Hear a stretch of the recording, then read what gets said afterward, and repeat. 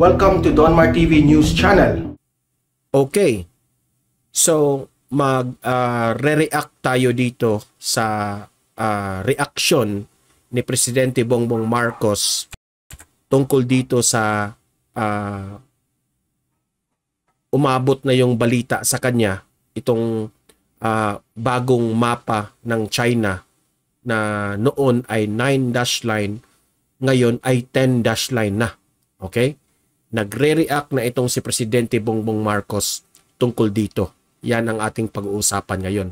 Pero bago natin yan pag-uusapan, help me na i-like at i-share itong video natin sa Facebook at sa YouTube para naman kakalat itong balita natin tungkol dito sa reaksyon ni PBBM sa China. Okay? So, sabay-sabay tayong mag-like and share. 1, 2, 3, go. Thank you. And also guys, i-follow, i-subscribe itong Donmar TV sa Facebook at sa YouTube para lagi kayong updated sa mga balita na kagaya nito. Okay? Sabay-sabay tayong mag-follow and subscribe sa Donmar TV. 1, 2, 3, go. Thank you. So, itong si Presidente Bongbong Marcos ay nagre-react na tungkol dito sa bagong mapa na ginawa ng China. Na may bago na naman silang dash na in-include, meaning may bago silang inangkin, no? So mas lalo pang lumalawak ang kanilang inangkin diyan sa West Philippine Sea. So naalarma ang lahat diyan. At ngayon naabot na itong balita na ito kay PBBM at nag-react na si Presidente Bongbong Marcos dito. Yan ang ipapakita ko sa inyong video na yan. Okay? So i-play natin itong video at magre-react tayo. Tiniyak ni Pangulong Ferdinand Marcos Jr. na ipaglalaban ng bansa ang teritoryo nito at tututulan ang inilabas na bagong bersyon ng mapa ng China kung saan makikita na sinasakop na nila ang malaking bahagi ng West Philippine Sea. Sa inilabas na 2023 edition ng Standard Map ng China, mayroon ng 10 dash line ang saklaw ng South China Sea. Kasama sa mga nasakop na malaking bahagi ng West Philippine Sea ay ang Spratly Islands kung saan kabilang ang Kalayaan Group of Islands. We received the news that now the 9-dash line has been extended to the 10-dash line. And so these are we have to respond to all of these, and we will. But again, these are operational details that I would prefer not to talk about. Binigyang din naman ng Pangulo na ipagpapatuloy niya ang pagtatanggol sa karapatan ng bansa sa mga teritoryo nito. Gaya na lamang ng ginawa ng kanyang ama na si dating Pangulong Ferdinand. Magre-react tayo doon sa sinabi ni PBBM. Okay? We prefer not to talk about it sa media. Okay? Pag-usapan natin yan. Magre-react tayo dyan. Marcos Sr. noong itatag niya ang munisipyo ng Kalayaan sa pamamagitan ng Presidential Decree 1596 na tumatayong matatag na simbolo ng pagmamay-ari ng Pilipinas ang West Philippine Sea. Sa ginawa ng tatay ni PBBM noon. Okay? Ferdinand E. Marcos. And we just remain consistent to that. Hindi naman nagbabago. Siguro yung pag-establish ng municipality sa Pag-asa, it was to be able to make sure, to establish, to show that this is part of the Philippines. Now, we of course will continue to defend our territorial sovereignty, our territorial rights. We have not changed our approach. It is other countries around us that have changed their approach. Naniniwala si PBBM na nananatiling totoo ang bansa sa rules-based international law, lalo na sa United Nations Convention on the Law of the Sea o UNCLOS. Ito anya ang naglalagay sa matibay na pundasyon ng Pilipinas sa ipinaglalabang territorial sovereignty. Tiwala rin si Pangulong Marcos sa suporta ng maraming bansa pagdating sa ipinaglalabang soberanya sa rehiyon na nakabatay sa international law. Dante Amento, UNTV News and... Okay, so yun ang kumakalat ngayon na nag-trending sa social media, itong reaksyon ni Presidente Bongbong Marcos dito sa 9-dash line noon na naging 10-dash line na. Okay? Sa ginawa ng China. Sa kanilang news outlet doon sa China, ito yung bagong balita na ipinakita ng China. Okay? Hanggang umabot sa Pilipinas, hanggang umabot na rin kay PBBM at nagre-react na ngayon ito si Presidente Bongbong Marcos. So, sabi ni PBBM, of course, we need to respond about this. Okay? Dapat tayong mag-react, mag-respond tungkol dito sa ginawa ng China. No? As a president, obligasyon niya na ipagtanggol ang bansang Pilipinas.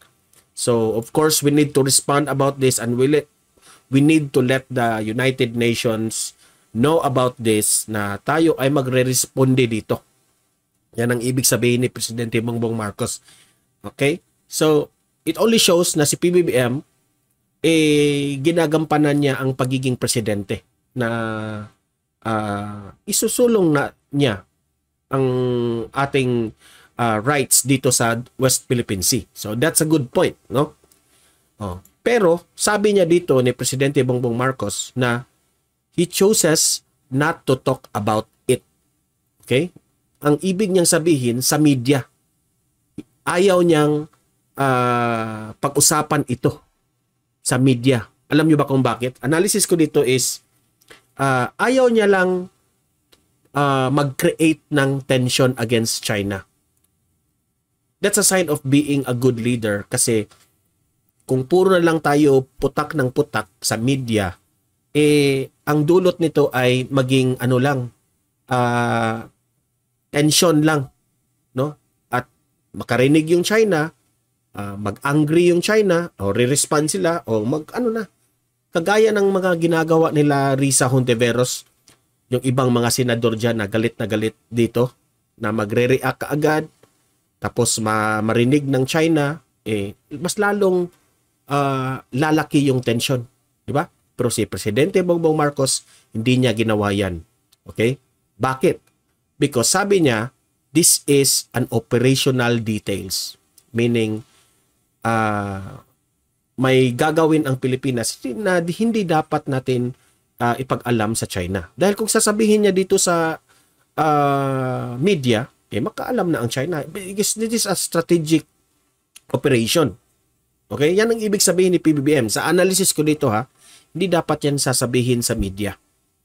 Hindi naman ito pasaway si PBBM na kagaya ng ibang mga senador dyan na putak ng putak kaagad. Na it will create tension ng China. Pero hindi ibig sabihin na itong si Presidente Bongbong Marcos ay pinabayaan niya yung West Philippine Sea. Hindi yan. Gusto niya, ayaw nga ni PBBM na makipagyera dyan Diba? Because it will create chaos talaga.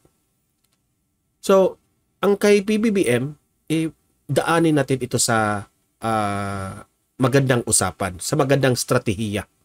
Okay? Kagaya ng ginawa ng kanyang tatay na si Ferdinand E. Marcos, na nagtatag ng kalayaan sa West Philippine Sea sa pamamagitan ng Presidential Decree 5096, no? Kung matatandaan natin diyan, no?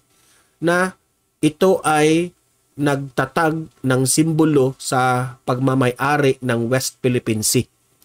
Consistent ang mga Marcos na hindi pinabayaan ang West Philippine Sea.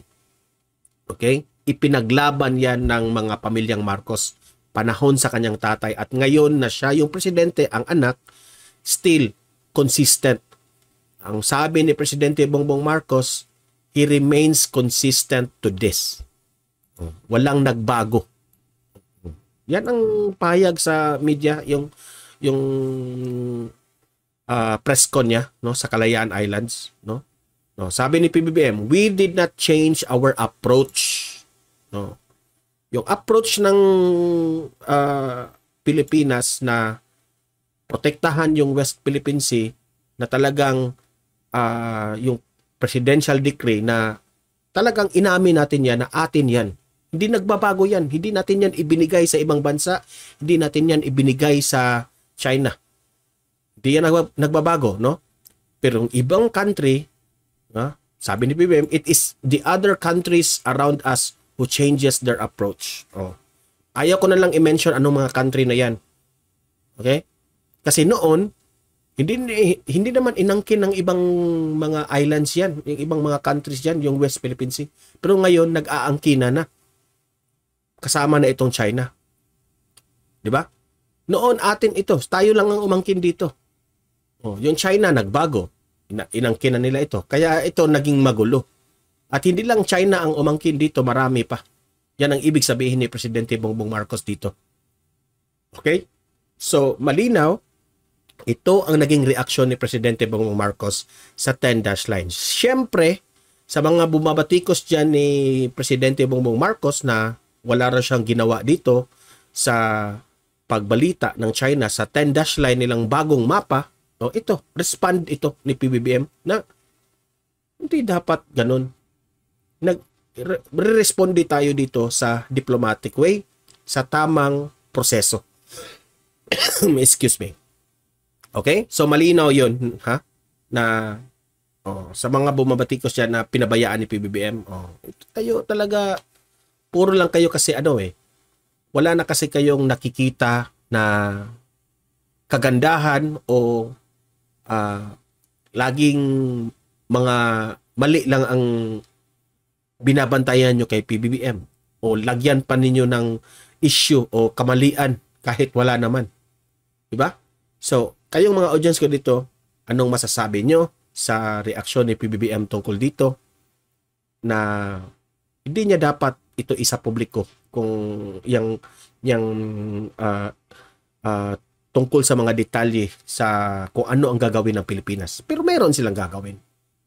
Comment, react, at pag-usapan natin yan sa comment section. Okay? Magre-reply tayo sa mga magandang argumento dyan. Ano masasabi nyo dito? Pabor ba kayo kay PBBM?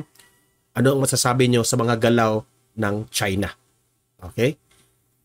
Pag-usapan natin yan. So, i-like, i-share itong video natin sa Facebook at sa YouTube at i-subscribe, i-follow ang Don Mar TV para lagi kayong updated sa mga mahalagang balita natin sa Pilipinas. Okay? So, see you in my next video. Happy Sunday sa inyong lahat.